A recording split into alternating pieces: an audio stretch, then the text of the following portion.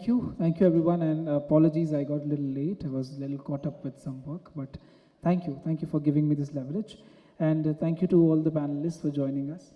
So to begin the conversation, I won't take much of your time. The topic of the discussion is digital governance and citizen-centric services, leveraging technology for urban efficiencies.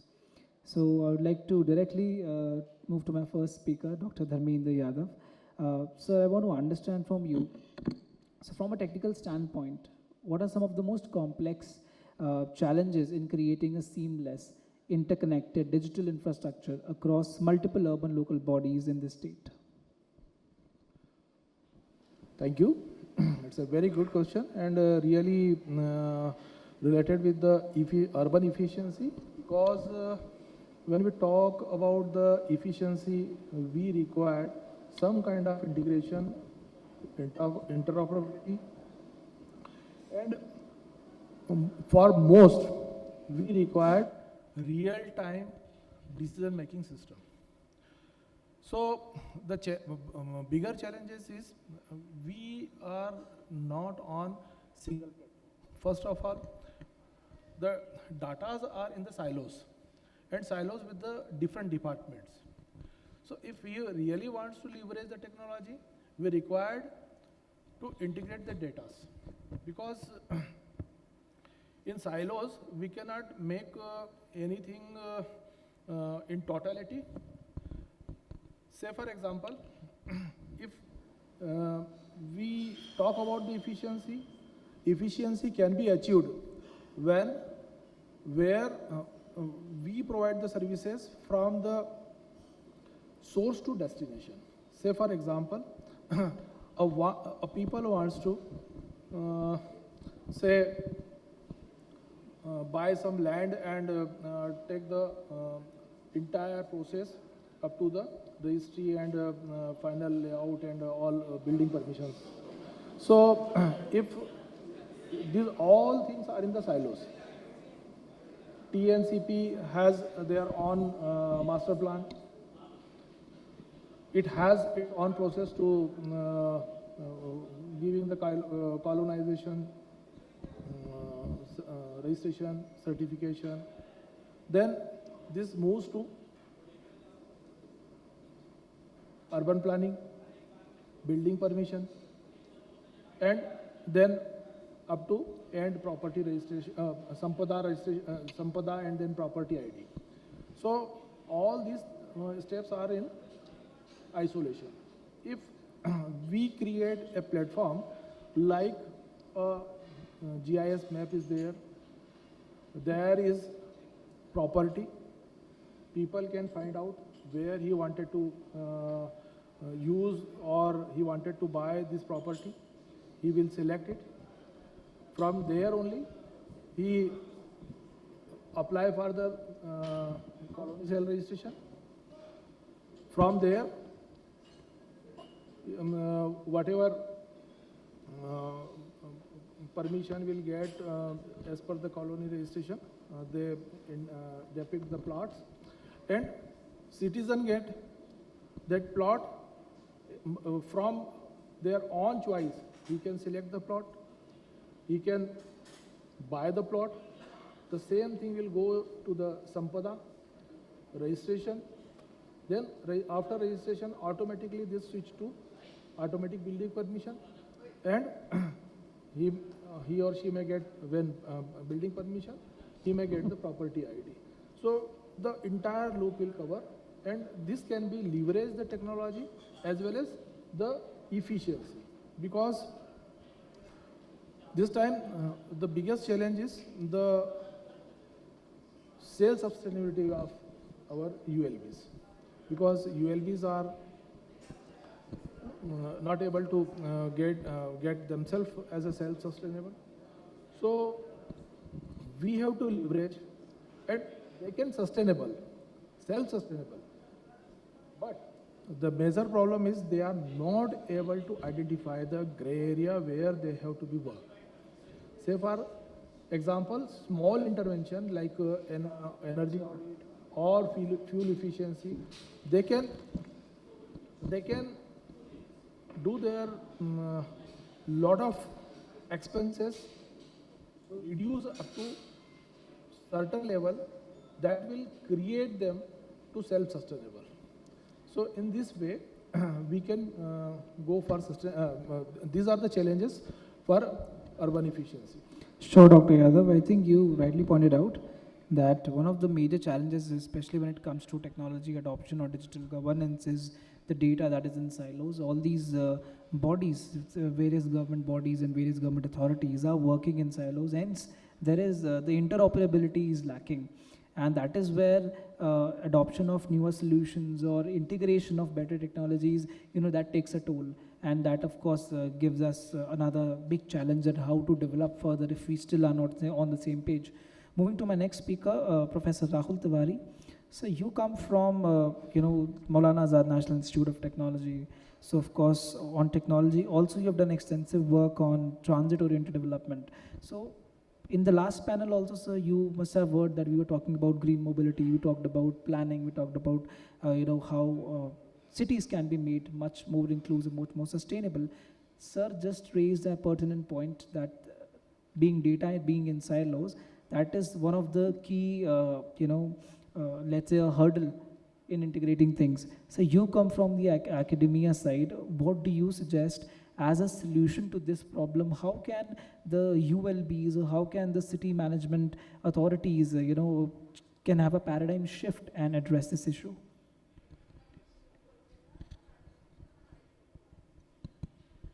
So, as you rightly said that the data is lying in silos. And as you must have seen that our ULBs, in spite of being recognized as constitutional bodies in the 74th Amendment, they have not been empowered by the states till now. They don't have financial powers. They have limited capacity. Now, how educational institutes can assist is they can assist them by providing gray matter, that the intellectual knowledge.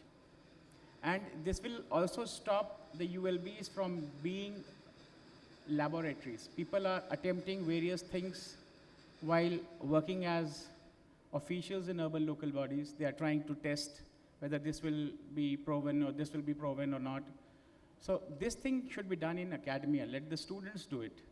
And whenever there is a problem, we can come in, we can, without any interest associated with any project, we can have a neutral examination, investigation of a particular project, and we can suggest whether this project will be, we can go deep root into society. We can talk to the people. We have our own students who are very highly intellectual, capable, and they are something on which we can rely upon. Now, UMTA is coming up, Unified Metropolitan Transport Authority is coming up, and I personally feel that integration will be catered very well by UMTA. Metro is making their own plans. PWD is making their own bridges. There is no coordination. You must have seen all those things, all those ruckus happening on the roads, 90-degree bridge or 180-degree bridge. All those things are happening on in our cities. So this is what? This is simply a clear-cut example of lack of coordination. Now, there are agencies like BCLL who are operating buses. There are unorganized operators who are operating Magics. Somebody is operating a cycle, somebody is operating metro.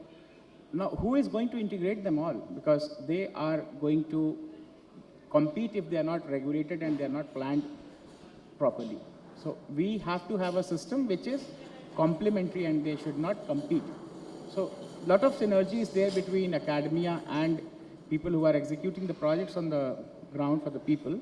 So we can definitely look forward to it. Sure, Professor Tiwari. I think you very well pointed out that there is a need to have a system in place wherein people people from different walks of life and different authorities who are doing different works, be it operating public transport or working on development projects, can come together on one page, and then together we work towards developing a city into what we call as a future-ready city. Moving to the next speaker, Mr. Manoj, sir, you come from CREDAI, Bhopal. And as we heard, Dr. Bhaskar ji in the last panel, he also raised this concern that financing becomes, a critical challenge when it comes to urban development. Sir, what do you think about that statement? Firstly, what is your take on that? Secondly, can adoption of, let's say, more transparent and more efficient digital systems, can that be a help, or can that be a solution to basically address this financial challenge and make the Bhopal's real estate much better and basically provide them a more better runway to have better developments? See, financing and budgeting is the core subject in our capital incentive industry. So we are constantly working on that, and we have our own resources while we are conceiving the project. Then we definitely need finance from the financial institutions. But आप जानते हैं पहले banks real estate को बहुत अच्छे से नज़रिए से नहीं देखते थे. रेरा के बाद ट्रांसपेरेंसी चूँकि बढ़ी है तो अब ये चीज़ें आसान हो गई हैं. धीरे धीरे जब ऑर्गेनाइज सेक्टर में ज़्यादा प्रोजेक्ट्स हाउसिंग और रियल एस्टेट के आने लगेंगे. रियल एस्टेट का एक तो दायरा बहुत बढ़ गया है, सिर्फ हाउसिंग को रियल एस्टेट नहीं कहा जाता है आजकल. तो commercial, industrial, logistics, rental housing, senior living, तो इसके वर्टिकल्स बढ़ते जा रहे हैं. तो इस पे तो काम करने की ज़रूरत है ही. अभी भी जो अफोर्डेबल हाउसिंग का जो हमारा सेगमेंट है, सिर्फ उसमें उसको इंफ्रास्ट्रक्चर का दर्जा सरकार ने दिया है. अदरवाइज़ तो हमको जो फंडिंग है वो मार्केट रेट से ही मिलती है. तो हम लंबे समय से सरकार से डिमांड भी कर रहे हैं कि पूरी इंडस्ट्री को इंफ्रास्ट्रक्चर का दर्जा दिया जाना चाहिए. जहाँ तक ये अपने डिजिटल ट्रांसपेरेंसी की बात है, तो Madhya Pradesh is actually forward looking state as far as technology is concern. हम वो अग्रणी राज्य हैं जिन्होंने बहुत पहले लैंड रिकॉर्ड को डिजिटाइज किया है. संपदा में हम पहले कुछ राज्यों में हैं जिसमें हम रजिस्ट्रियाँ ऑनलाइन कर रहे हैं. हालांकि इन सब में भी बहुत सारे अभी बग्स हैं जिनको समय समय पर सुधारा जा रहा है. मुझे लगता है कि बैंडविड्थ और हार्डवेयर के एरिया में काम करने की ज़रूरत है. शायद फंड्स के इशू होंगे. तो हम आए दिन इस तरह के इशू से जूझते हैं और सरकार को बताते भी रहते हैं जिससे चीज़ें सुधरें. इस पे लगातार काम कर रहे हैं. हम एज ए इंडस्ट्री ऑर्गेनाइजेशन हम सरकार के साथ लगातार हर ऐसे इशू पे जो पब्लिक को इम्पेक्ट करती है उस पर लगातार बात कर रहे हैं. Thank you Manoj ji, thank you for sharing that thought.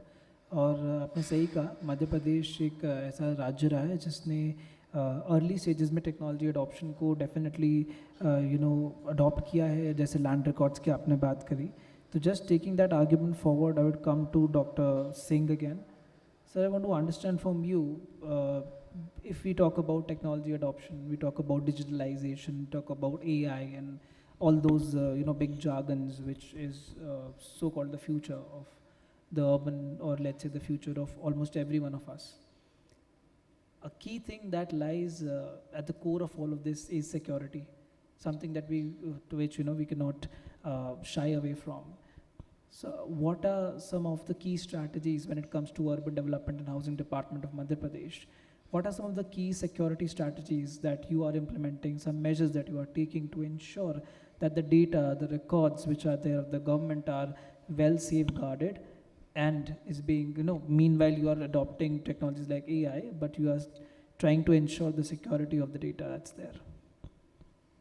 Very valid question, because we always talk about the applications, we always about the creating infrastructure and all, but we never talk about the cyber security. Cyber security is, it has to be considered by practice. basically what happens whenever we create the SRS, we create the documents, we never keep these most important topic in the documents, or I just talk the at the time of the discussion when the any application or any product start to build. We never thought about the security. However, it is a prime importance and requirement of the time. So it should be considered by the practice. Why by practice?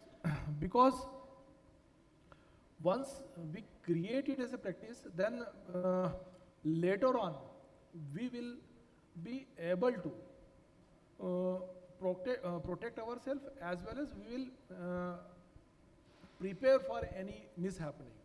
Because we cannot stop the threatening and cyber security instances and whatever happening this time, but we can prevent by practice. Why and how? At the beginning, we have to create, when we are in the planning phase, we have to create the ISMS policy, we have to create CCMP policy, cyber crisis management plan. Then when we are going to be create or deploy the product, we have to be proactively use the vulnerability assessment, penetration testing, the policies for the password, the policies for the encryption. So these all things has to be come by practice in the project planning, in the SRS, in the testing. Even we test the end result, but we never test the cyber security parameters. So it has to be come inside the documents, policy, and test from the beginning, not the end. What is the policy today? First we create the product, then we go for the security audit. And when the security audit happens, then we put the product in the production and forget it. So this should not be the practice. Otherwise, these instances will be happen. I will simply give one simple example. This time we are enforcing the biometrics device in facial biometrics device in our department, and we are forcing that you have to take the L1 device. Why L1 device? Because L1 device has facility to encrypt your biometrics data itself. So this is a proactive. So proactiveness will always better than reaction. Sure, sir. I think you rightly said being proactive is always better than being reactive. Also, a very pertinent point made that the cybersecurity should be the first thought, and not something that is that comes after the product has been developed, but it should be there by design itself. So thank you for pointing that out. Just taking the technology argument forward, Professor Tiwari, we just spoke about the data being in silos and the challenges that is being faced by various urban bodies. Now, when it comes to development of sustainable infrastructure, when it comes to development of green mobility practices, somewhere technology plays a very critical role, right? So how, like you coming from academia, what could be some measures or some ways through which we can get these bodies to collaborate and have a holistic approach towards adoption of good technology so that we can really prosper in the area of urban development, especially in terms of sustainable measures, and achieve what we actually call as a resilient city or a smart city, or a city of the future. देखिए, resilience की बात कर रहे हैं तो मैं भी बताना चाहूँगा कि मध्य प्रदेश सड़क सुरक्षा में बहुत पीछे है। मतलब हम पूरे देश में नंबर 2 पर आते हैं नंबर ऑफ़ एक्सीडेंट्स और नंबर ऑफ़ फैटेलिटीज़ में।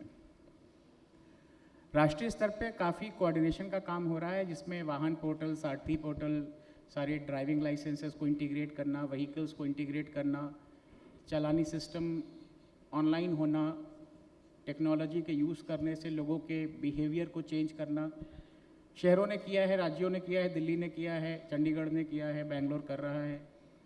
आवश्यकता है कि हम मध्य प्रदेश में भी इस टेक्नोलॉजी को शीघ्रता से अपनाना शुरू करें, क्योंकि ये अब संभव नहीं होगा कि हर चौराहे पर एक पुलिस का अधिकारी तैनात होकर के चालान काट रहा है।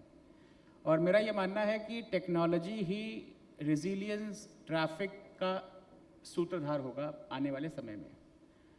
जब अन्य राज्य भारत के कर रहे हैं और उस प्रकार का एक अधोसंरचना राष्ट्रीय स्तर पर तैयार हो रही है, तो हमको उसको अडॉप्ट करने में अब देरी नहीं करनी चाहिए। हमको इलेक्ट्रॉनिक चालान सिस्टम न केवल लाल बत्ती और सफ़ेद पट्टी के पीछे तक अपने को सीमित रखना चाहिए, रादर अपने को ऐसे सेंसर्स बृहद मात्रा में लगाने चाहिए, न केवल भोपाल इंदौर में, बाकी ऐसे भी शहरों में जैसे देवास, दमोह, इन जिलों में सड़क हादसे सबसे ज़्यादा हो रहे हैं। तो इन जगहों पर भी टेक्नोलॉजी को यूज़ करना चाहिए और लोगों को इन्फ्लुएंस करना चाहिए कि वो चालान से और सिस्टम से, नियम कानून से डरे। और जब तक आर्थिक तौर पे नुकसान नहीं होगा तो लोग सही सवाल भी नहीं पूछते। कहने का मतलब है टेक्नोलॉजी का अडॉप्शन लोगों के बिहेवियर को इम्पैक्ट कर सकता है। This is very valid hypothesis that we have tested. It has been proven. So let us, मुझे लगता है कि शहरों का ट्रैफिक मैनेजमेंट भी बेहतर होगा, क्योंकि सड़कें हमारी सक्रिय नहीं हैं, हम सही से उसको यूज़ नहीं करते। हम सड़कों पर ही पार्किंग लगाते हैं, हम उल्टी तरफ से गाड़ियाँ ले आते हैं। तो कहने का मतलब ये है, सड़कें चौड़ी करना अभी कोई सल्यूशन है ऐसा मैं नहीं मानता, या फ्लाईओवर बनाना सल्यूशन है मैं ऐसा नहीं मानता। मैं मानता हूँ कि जब लंदन जैसे शहर 2 लेन की सड़क में, मैनहट्टन स्क्वायर जब 2 लेन की सड़क में बाकायदा चल रहा है, वहाँ पर ट्रैफिक बाकायदा मैनेज हो रहा है, तो कहीं ना कहीं हमारा इंडिविजुअल बिहेवियर भी इस चीज़ को उसका बड़ा घटक है कि हमारे शहर का ट्रैफिक किस प्रकार से सुचारू संचालन होगा। तो मेरा मानना है कि टेक्नोलॉजी का यूज़ अब बिहेवियरल चेंज लाने के लिए भी किया जाना चाहिए। बहुत शुक्रिया सर, आपने एक वैसी बात कही है जो आज, इससे पहले जो पैनल हुआ था तो बहुत सारे हमारे लीडर्स जो अर्बन डेवलपमेंट डिपार्टमेंट से और ULB से बैठे थे, उन्होंने भी यही चीज़ रेज़ करी थी कि कहीं ना कहीं गवर्नमेंट अपना रोल प्ले कर रही है, गवर्नमेंट इनिशिएटिव्स ले रही है, बट वो सारी फैसिलिटीज़ जो एक शहर में होती हैं, जो एक शहर में आपको दी जाती हैं, उसकी अपकीप की रिस्पॉन्सिबिलिटी का एक बहुत ही मेजर हिस्सा जो है वो सिटीजन्स के कंधों पर होता है। किस तरह से आप उसे इस्तेमाल करते हैं, किस तरह से आप उसका देख रेख करते हैं, वो बहुत ज़रूरी है। Because being a responsible citizen is something that is even more required than let's say government's latest policies or latest initiatives, because उस इनिशिएटिव का ट्रांसलेशन ऑन ग्राउंड तभी होगा जब हम उसको बेस्ट उसका यूटिलाइजेशन कर पाएंगे। Coming to Manoj ji, sir this is the last question of the panel and probably the last question of the day. Manoj ji, मुझे आपसे, सिंस आप क्रेडाई से आते हैं, मुझे आपसे ये जानना है कि अगर हम रियल एस्टेट मार्केट को चेंज होते हुए देखें, किस तरह से आप भोपाल के फ्यूचर को इन्विजन करते हैं आने वाले, आज से कहिए 10 सालों में, जो नेक्स्ट डेकेड जिसे हम कहते हैं, उस नेक्स्ट डेकेड में भोपाल को आप कैसे इन्विजन करते हैं? क्या कुछ ऐसी बड़ी इनोवेशंस हैं जो आने वाली हैं, और टेक्नोलॉजी का यहाँ कहीं ना कहीं कैसे एक इम्पॉर्टेंट रोल है जो प्ले होगा? देखिए, आज के पूरे प्रोग्राम का टेक अवे मुझे लगता है डेटा का इंटीग्रेशन और ओपन डेटा पे काम करना, डेटा ट्रांसपेरेंसी पे काम करना, ये दुबई से हम इसी पे चर्चा कर रहे हैं, इसका अभाव है। इसके कई उदाहरण हमारे अपने इंडस्ट्री में हमें देखने मिलते हैं, सभी डिपार्टमेंट में लगभग, क्योंकि वो डेटा मांगने पे डेटा मिलता नहीं है, और अगर है भी डेटा तो वो मशीन रीडेबल नहीं है, तो वो AI का इस्तेमाल करना आसान नहीं होता है। तो इस पे तो काम करना ही पड़ेगा, क्योंकि पूरी दुनिया में आज जहाँ भी जिस भी फोरम पे जाते हैं सिर्फ डेटा, AI और इसी की बात हो रही है। तो हमें क्यों, जब ट्रेन करना होगा AI को अपने हिसाब से, जब एजेंट्स चूँकि आ रहे हैं अब AI में, तो हमको डेटा तो चाहिए होगा और क्लीन डेटा चाहिए होगा, तो उस पर तो अभी से काम करना पड़ेगा, क्योंकि हम इतने साल पुरानी सभ्यता है, हमारे पास डेटा इतना सारा होगा, और हम पीछे ये गलती कर चुके हैं, हम बहुत सारे ग्रंथ और बहुत सारी परंपराएं छूट गई हैं जो आगे नहीं पहुंच पाई हैं, तो हम वही गलती फिर करेंगे तो आगे हमें समस्या रहेगी।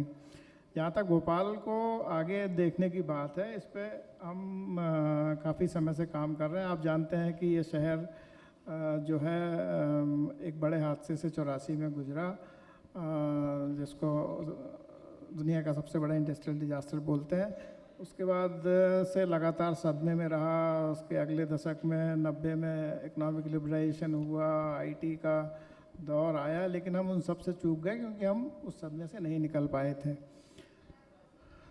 तो आज 40 साल उस हादसे को हुए, हम आज भी बाकी कैपिटल्स जो प्रोग्रेसिव कैपिटल हैं उनकी तरह से नहीं देखे जाते, उस तरह नहीं आगे बढ़ पाए। वो जो 20 साल का जो 20-30 साल का जो गैप हुआ हम प्रोग्रेस में जो पीछे रह गए, उससे दूसरे जो शहर थे जो वहाँ इकोसिस्टम डेवलप हो गए क्योंकि इंडस्ट्रीज़ और इकनॉमी वहाँ जाने लगी, और फिर वहाँ चूँकि इकोसिस्टम डेवलप है तो वहाँ लगातार प्रोग्रेस जारी है, हम थोड़ा ठहर गए। इस बात को हमने गवर्नमेंट के सामने रखा कि हमको विशेष सहायता की ज़रूरत पड़ेगी।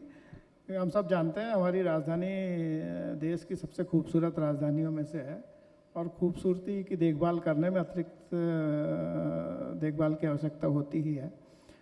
तो हमने एक कमाल का भोपाल अभियान शहर में लॉन्च किया, जो मुख्यमंत्री जी ने जनता को समर्पित किया है।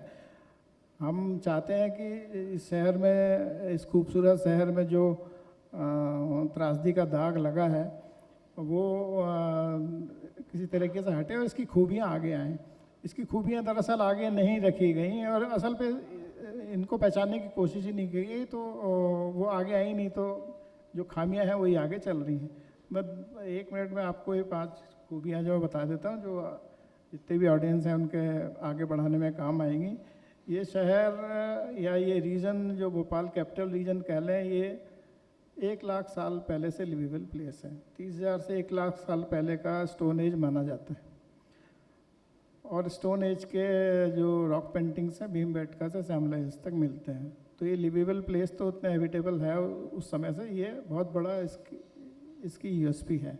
इस पर काम नहीं कर पाए अनफॉर्चुनेटली हम। 1000 साल पहले राजा भोज ने इसको स्थापत्य वेद के आधार पर प्लान किया था। जो उनका ग्रंथ सम्रांगण सूत्र था जब मिला तो ये स्थापित हुआ कि उनके 10वें अध्याय में जो नगर रचना लिखी हुई उसी हिसाब से ये चौक का एरिया बना हुआ, जो जूम करके देखने पे आज भी जीवित है। ये बहुत बड़ी यूएसपी है, 1000 साल पुरानी प्लांट सिटी है। और 422 स्क्वायर किलोमीटर का जो उन्होंने भोजताल बनाया था वो तो जल प्रबंधन की मिसाल है, सस्टेनेबिलिटी की मिसाल है। उस पर भी हम ये मतलब ये बहुत बड़ी दुनिया की बहुत बड़ी यूएसपीज में से है। अनफॉर्चुनेटली हमारा शहर इसको नहीं बना पाया, आगे अवसर आएगा, हो सकता है ईश्वर ने हमें माध्यम बनाया हो। तीसरा बहुत बड़ी यूएसपी है इस शहर की है कि टेक्निकली भले ही नागपुर को जीरो कहते हों, 0 किलोमीटर सेंटर कहते हों, लेकिन आप भोपाल के 500-600 किलोमीटर के दायरे में जब देखेंगे तो 23 से ज़्यादा मिलियन प्लस आबादी के शहर इसमें आते हैं। सबसे बड़ा लैंडलॉक एरिया अगर है तो वो भोपाल के सराउंडिंग में है, सीमाओं तक, जो जहाँ तक समंदर जहाँ से चालू होता है वहाँ तक। तो लॉजिस्टिक्स के लिए इससे बेहतर शहर नहीं हो सकता। एकमात्र शहर है मेरे ख्याल से जिसमें नेशनल पार्क है, जिसे हम अर्बन नेशनल वन विहार को नेशनल पार्क का दर्जा प्राप्त है, जो शहर के अंदर है। और ये एकमात्र शहर है जहाँ पे टाइगर रिजर्व है। आप एयरपोर्ट से उतरिए, आधे घंटे में आप टाइगर रिजर्व में हैं। तो ये बहुत शहरों के पास नहीं है। यही एक शहर है जहाँ 3 वर्ल्ड यूनेस्को हेरिटेज साइट हैं, चाहे सांची हो, भीमबेटका हो, या विजेश्वर मंदिर लिस्ट में है, इस साल वो भी हो जाएगा। बहुत बड़ी यूएसपी है। इस हिसाब से इस राजधानी को बाकी प्रोग्रेसिव कैपिटल्स के बराबरी में या उसके साथ खड़ा करने के लिए इस पर काम करना पड़ेगा। इसको अतिरिक्त सहायता और देखभाल की ज़रूरत पड़ेगी। इसके लिए हमने केंद्र सरकार से भी जो 1 लाख करोड़ का फंड अर्बन डेवलपमेंट के लिए इस साल के बजट में केंद्र सरकार का है, उसमें भी हमने सरकार से डिमांड रखी कि हमको, चूँकि हमारे रीडेवलपमेंट पर तो कोई काम किए ही नहीं गया ना 7 के बाद से, जबकि उसी समय उसके पहले जो हिरोशिमा नागासाकी पे जैसा हादसा जो हुआ था वो शहर कहाँ से कहाँ पहुँचा दिए गए। हमारे चूँकि फिजिकल डैमेज नहीं दिखता था, लाइफ गई थी, तो उस तरह से देखा ही नहीं गया हमारे शहर को। और उसका जो इम्पैक्ट आज तक है, आज भी वो कचरा हटाते समय फिर से जब ये खबरें आती हैं तो फिर वो दाग हरा हो जाता है। तो हमें इस पर बहुत काम करने की ज़रूरत पड़ेगी और हम निश्चित रूप से आगे बढ़ेंगे। हमने एक प्रस्ताव और सरकार को दिया है। BHL हमारे यहाँ बहुत बड़ा इंडस्ट्रियल एरिया आज़ादी के बाद जब राज्य बना तब हमारे यहाँ आया। 4700 एकड़ जगह है वो, और BHL का काफ़ी काम जो है वो अब सिमट गया है, काफ़ी एरिया खाली पड़ा है। तो सरकार शायद नेगोशिएशन में है केंद्र सरकार से कि उसका लगभग आधा 2200 एकड़ के आसपास जो है वो पे वर्किंग कर रही है सरकार। अगर वो मिलता है तो हम सरकार से ये कह रहे हैं कि हम IT का दौर चूक गए, हम इकोनॉमिक लिबरेशन का दौर चूक गए। अब हमारे पास बहुत बड़ा एक अवसर है जो AI का रेवोल्यूशन आ रहा है। तो हमें AI लाइट हाउस या क्वांटम कंप्यूट कैपिटल जैसी कोई चीज़ उस इतने बड़े एरिया में, क्योंकि किसी दूसरे शहर के पास इतना बड़ा एरिया शहर के अंदर उपलब्ध नहीं है। जी जी। तो इस पे अगर काम करेंगे, चूँकि हम मध्य में भी स्थित हैं, तो ये क्वालिटी जॉब्स इसको मिलेंगे और शहर के साथ न्याय हो पाएगा जो इसका हक बनता है। सही बात है मनोज जी। आई थिंक इन्होंने बहुत अच्छी बात बोली है कि भोपाल एक ऐसा शहर है जो कई साल पुराना शहर है और बहुत पहले से प्लान्ड सिटी है। बहुत ही खूबसूरत कैपिटल है, जैसा आपने कहा सर, ये मैं बिल्कुल एग्री करूँगा। काफ़ी खूबसूरत कैपिटल सिटी, और कहीं ना कहीं उस गैस त्रासदी के बाद भोपाल की डेवलपमेंट को कहीं ना कहीं थोड़ा सा नज़रअंदाज कर दिया गया। और बहुत सी खूबियाँ इस शहर की है, जैसे हम सर कह रहे हैं कि लिविंग कैपिटल है, या एक सिटी बहुत लिवेबल है, बहुत सस्टेनेबिलिटी के साथ हमेशा डेवलप हुई है। और इतने एस्पेक्ट्स को कहीं ना कहीं नज़रअंदाज किया गया और बाकी कैपिटल्स पे ज़्यादा जोर रहा डेवलपमेंट पे, चाहे वो इंडस्ट्रियल डेवलपमेंट हो, चाहे वो ट्रांसफॉर्मेशंस हो अर्बन सिटीज़ के, चाहे वो टेक्नोलॉजी इम्प्लीमेंटेशंस हो। तो बट सर मुझे लगता है कि आज के दौर में भोपाल की इन खूबियों को देखा जा रहा है, चाहे वो आप जो स्वच्छता हमारे अभियान होते हैं, चाहे आप उसमें देखें, या आप सस्टेनेबल डेवलपमेंट इंडेक्स पे देखें, भोपाल के जो स्कोर्स हैं वो सस्टेनेबिलिटी में और लिवेबिलिटी में काफ़ी अच्छे हैं। आई थिंक इन फैक्टर्स को इस्तेमाल करके भोपाल को एक डेफिनेटली एक बहुत ही वन ऑफ द मोस्ट कह सकते हैं क्रेडिबल कैपिटल ऑफ इंडिया बनाया जा सकता है, कैपिटल सिटीज़ इन इंडिया बनाया जा सकता है। और जो आपने सपोर्ट की बात करी कि कहीं ना कहीं स्टेट गवर्नमेंट को और सेंट्रल गवर्नमेंट को मिलकर आना पड़ेगा, एक सपोर्ट फंड के लिए कुछ सपोर्ट देना पड़ेगा जिससे भोपाल का वो रीडेवलपमेंट किया जा सके। आई जस्ट विश कि सर आपकी इन रिक्वेस्ट को गवर्नमेंट एक्सेप्ट करे और आने वाले कुछ सालों में हम भोपाल के अंदर वो डेवलपमेंट होते देखें। We wish you all the luck for that. हमारा ये इशू आपको सरकार तक पहुंचाना पड़ेगा, मुझे लगता है। मनोज जी, हमने अपनी ताकत में जितना था हमने एक प्लेटफॉर्म क्रिएट किया है, आपने अपनी बात रखी है, मैं उम्मीद करता हूँ कि सरकार उसे सुनेगी। And thank you everyone, thank you to all the panellist for sharing your thoughts, thank you to the audience, special thanks to all the audience, you have been there from the very start to the end, and I am with you. I don't have the time, मेरा timer आप पिछले 10 minute से बंद हो चुका है, तो मैंने ज़्यादा ही टाइम ले लिया है, तो अभी मैं क्वेश्चन नहीं पूछ पाऊँगा सर उतरेंगे, आप उनसे पूछ लीजिएगा, ठीक है। Thank you very much, thank you.